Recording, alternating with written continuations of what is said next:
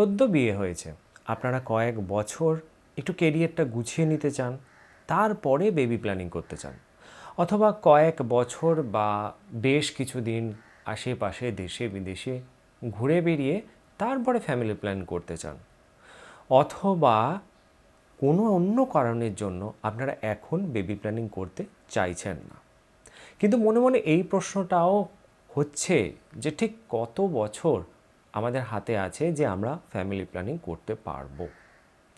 দেখুন, এই প্রশ্নের উত্তরটাতে বেশ কিছু সায়েন্টিফিক এভিডেন্স, বেশ কিছু তথ্য আপনাদেরকে সাহায্য করবে, যেগুলোর ওপর নির্ভর করে এই প্রশ্নের উত্তরটা আপনি পেয়ে যাবেন।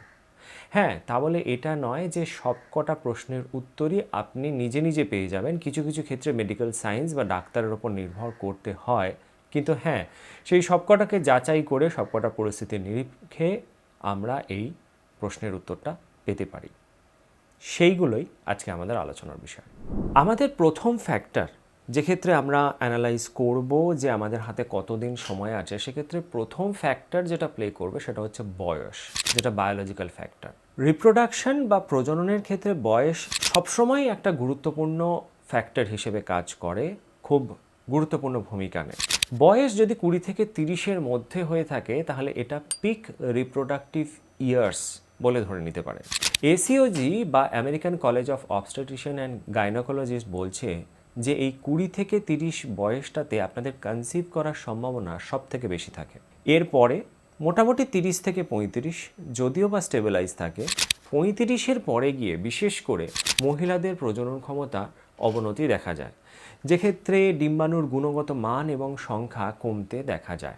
এএসআরএম বা American society of reproductive medicine বলছে যে 35-এর পরে নামতে নামতে গড়ে প্রজনন ক্ষমতা বা রিপ্রোডাকশন ক্যাপাবিলিটি, প্রজননের যে ক্ষমতা, সেটা 12 থেকে 15%-এ এসে দাঁড়ায়।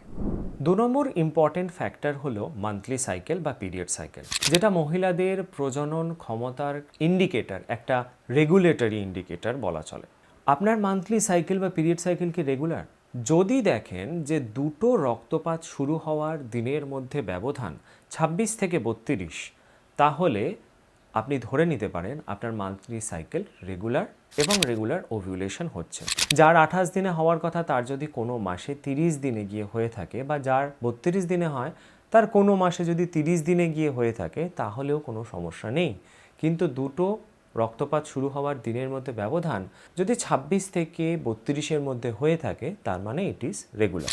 অ্যালার্মিং সাইন হলো কোনো মান্থলি সাইকেল বা পিরিয়ড সাইকেল যদি খুব ছোট হয়ে গিয়ে থাকে, মানে 21 দিন বা তার নিচে, অথবা খুব বেশি বড় হয়ে গিয়ে থাকে, মানে 35 বা তার বেশি হয়ে গিয়ে থাকে, তাহলে জানবেন ওভিউলেশনে প্রবলেম হচ্ছে, নয় হরমোনাল ইমব্যালেন্স, নয় পলিসিস্টিক ওভারির সমস্যা তৈরি হয়েছে। 3 নম্বর হলো এএমএইচ টেস্ট, যেটা এগ স্টক টেস্ট বা এগ স্টকের যাচাই বলতে পারেন। এটা একটা বিশেষ প্রকার ব্লাড টেস্ট যার মাধ্যমে আপনার শরীরে অ্যান্টিমুলেরিয়ান হরমোনের পরিমাপ করা হয়। এই পরিমাপটাই বলে দেয় যে আপনার ডিম্বাশয়ে কতটা ডিম্বাণু অবশিষ্ট আছে, যেটার প্রজনন ক্ষমতা বা প্রজননে লাগতে পারে বা বেবি প্ল্যানিংয়ে লাগতে পারে। এখন গবেষণা বলছে আপনার এই এএমএইচ যদি লো হয়ে থাকে, তার মানে এটা নয় যে আপনার প্রজনন ক্ষমতা নেই। প্রজনন ক্ষমতা আছে, কিন্তু সেটা একটা নির্দিষ্ট টাইম অবধি। 4 নম্বর বিষয় হলো অ্যান্ট্রাল ফলিকুলার কাউন্ট, যার মাধ্যমে কোনো একটি নির্দিষ্ট মাসে কটা অ্যাক্টিভ ফলিকল বা অ্যাক্টিভ ডিম্বাণু উপস্থিত সেটা জানা যায়। এই অ্যান্ট্রাল ফলিকুলার কাউন্ট একটা বিশেষ প্রকার পেলভিক আল্ট্রাসাউন্ড, যার মাধ্যমে ইউট্রাসের ভেতরে কোনো সমস্যা আছে নাকি, যেমন ফাইব্রয়েড বা কোনো টিউমার বা এন্ডোমেট্রিওসিস, এরকম কিছু সমস্যা আছে নাকি সেটাও জানা যায়। কারণ জরায়ু গর্ভধারণের ক্ষেত্রেও একটা গুরুত্বপূর্ণ ভূমিকা পালন করে। এবার এই শেষ দুটো তো গেল মেডিকেল টেস্ট, যেটা সাধারণত ডাক্তারের তত্ত্বাবধানে করা উচিত এবং রিপোর্ট নিয়ে ডাক্তারের সঙ্গে আলোচনা করা উচিত। এটা ছাড়াও গুরুত্বপূর্ণ একটা ফ্যাক্টর আছে, সেটা হলো লাইফস্টাইল, যেটা একটা সাইলেন্ট কিলার, মানে আপনার বোঝার আগে নিস্তব্ধে আপনার প্রজনন ক্ষমতার উপরে প্রভাব ফেলতে পারে।